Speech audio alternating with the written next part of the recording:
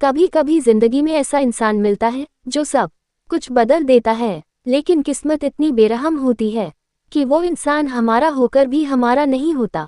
ये कहानी है आर्यन की, एक गरीब लड़का जिसने एक अमीर घर की लड़की अनन्या से सच्चा प्यार किया। प्यार जो सच्चा था पर अधूरा रह गया। गांव की सुबह का एक अलग ही सुकून होता है। नीम के पेड़ की पत्तियों पर ओस की बूंदें चमकती हैं और मिट्टी की सौंधी महक पूरे वातावरण में फैल जाती है। उसी गांव में एक लड़का रहता था, आर्यन। उसके कपड़े सादे थे, चेहरा साधारण, लेकिन दिल बहुत बड़ा था। उसके पास न गाड़ी थी न बड़ा घर, मगर सपनों से भरा एक मन जरूर था। आर्यन अपने पिता के साथ फर्नीचर की छोटी सी दुकान चलाता था। दिन भर मेहनत करता, मगर जब शाम होती तो उसकी आंखें हमेशा किसी अनजाने इंतजार में खोई रहती।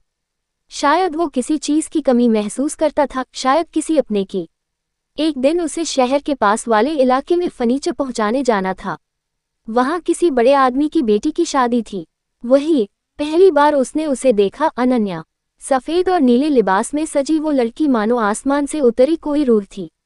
उसके चेहरे पर मासूमियत थी और उसकी मुस्कान में एक जादू। आर्यन ने जैसे ही उसे देखा, उसका दिल जैसे रुक गया।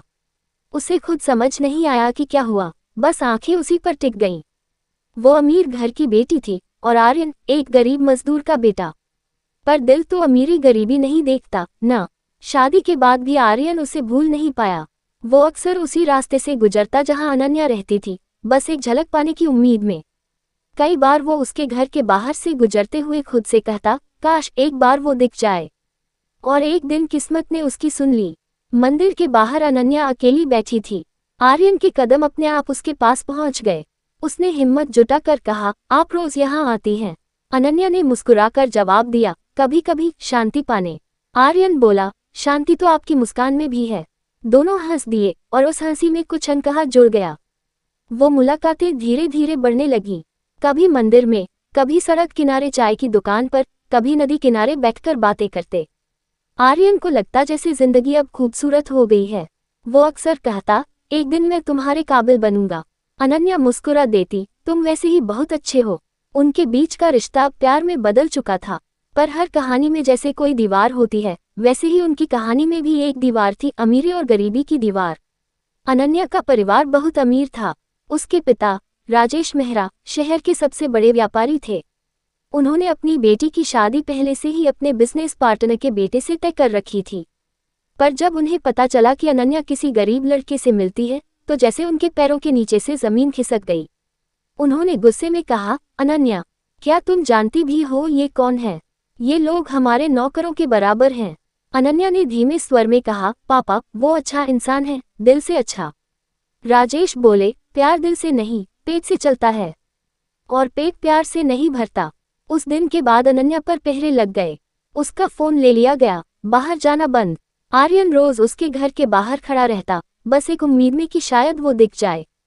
मगर ऊंची दीवारों के पीछे अब उसका चेहरा नहीं दिखता था। दिन बीतते गए, हफ्ते महीने में बदले। आर्यन का चेहरा मुरझाने लगा, उसकी हंसी गुम हो गई। वो काम पर जाता, पर उसका मन अब वहां नहीं लगता था। वो चुपचाप अनन्या की तस्वीर देखता और सोचता, क्या वो भी मुझे याद करती होगी? एक दिन उसने हिम्मत की और शहर गया। उसे उम्मीद थी कि शायद कॉलेज के बाहर वो मिल जाएगी। घंटों इंतजार के बाद अनन्या आई, लेकिन उसके साथ एक लड़का था। वो कार से उतरी और लड़का उसका हाथ थामे हंस रहा था। आर्यन बस वहीं खड़ा रह गया। बारिश शुरू हो चुकी थी, मगर वो भीगता रहा। जब तक वो कार दूर नहीं चली गई, वो वहीं खड़ा रहा, जैसे किसी ने उसके सीने से दिल निकाल लिया हो। उस रात उसने पहली बार शराब पी, अपनी जिंदगी में पहली बार। वो बोला, शायद मेरा प्यार उसकी दुनिया के लायक नहीं था। उधर अनन्या भी खुश नहीं थी। उसने अपने पिता से बहुत बार कहा, पापा, मैं उससे प्यार करती हूँ। लेकिन हर बार उसे जवाब मिला, प्यार एक बीमारी है और हम इलाज करवाना जानते हैं। उसकी जिंदगी अब एक पिंजरे जैसी हो गई थी। उसकी शादी किसी बड़े घराने के लड़के विवेक से तय कर दी गई। विवेक अमीर था, लेकिन घमंडी। उसे अनन्या में दिलचस्पी नहीं थी, बस उसका परिवार चाहिए था।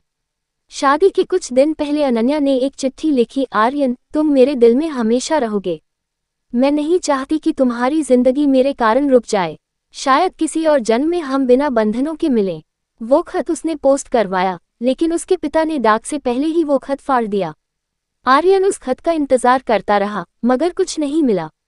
बस एक सन्नाटा जो उसके दिल के अंदर तक फैल गया। शादी के एक दिन पहले आर्यन ने तय किया कि वो आखिरी बार उसे देखेगा। बारिश हो रही थी। वो उसके घर के बाहर पहुंचा, भीगा हुआ कांपता हुआ। उसने गेट बाहर से आवाज़ लगाई। अनन्या खिड़की खुली और वो वहाँ से भी थी। दोनों की आंखें मिली। आर्यन ने कांपती आवाज़ में कहा, बस एक बार कह दो कि मुझसे प्यार नहीं करती, मैं हमेशा के लिए चला जाऊंगा। अनन्या की आंखों से आंसू गिरने लगे, लेकिन वो कुछ नहीं बोली। उसकी चुप्पी ही उसका जवाब थी।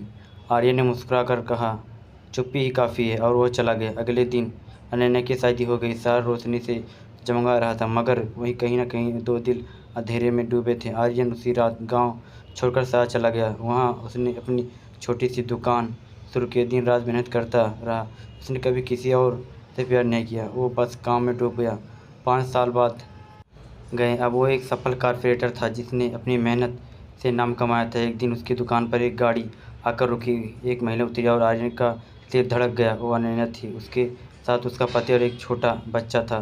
समय ने सब कुछ बदल दिया था, पर उसकी आंखें वहीं थी। उसने कहा, आपका काम बहुत अच्छा है। आर्यन ने हल्की मुस्कान के साथ कहा, धन्यवाद मैडम। दोनों की आंखों में वो सब था जो शब्द नहीं कह सकते थे।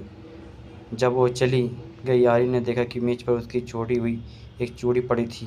उसने उसे धीरे से उठाया, आंखें बंद की और कहा, कुछ चीज़ें अधूरी ही अच्छी लगती है। उस दिन शाम को वो भी मंदिर गया, वही मंदिर जहाँ उसने पहली बार अनन्या को देखा था। वहाँ जाकर उसने एक दिया जलाया, आंखें बंद की और आसपास की ओर देखा। उसने लगा जैसे कहीं से एक आवाज़ आई, मैं भी तुम्हें भूल नहीं पाई। उसने मुस्कुराकर कहा, मुझे भी नहीं। वो दिन दिन जलता रहा और हवा में बस यही प्यार, सच्चे प्यार की खुशबू फैलती रही। आर्यन अब भी हर दिन उसी रास्ता पर चलता। उसकी आंखों में अब दर्द नहीं, बस शांति थी। उसने ज़िंदगी को स्वीकार लिया था। वो जानता था कि उसका प्यार अधूरा रहा, मगर अमर हो गया। कभी कभी वो अपने दिल से कहता, कुछ कहानियाँ पूरी नहीं होती, क्योंकि भगवान उन्हें अधूरी छोड़कर ही खूबसूरत बनाता है। रात ढल गई थी, हवा में ठंडक थी। आर्यन ने आसमान की ओर देखा जहाँ चाँद चमक रहा था। उसने मुस्कुरा फुसफुसाकर, अगर अगला जन्म हुआ तो मैं तुम्हारे लिए अमीर बनकर ज़रूर आऊँगा, ताकि कोई हमें अलग ना कर सके। और उसी आसमान के नीचे कहीं न कहीं आंसू गिरा, बिना आवाज़ के।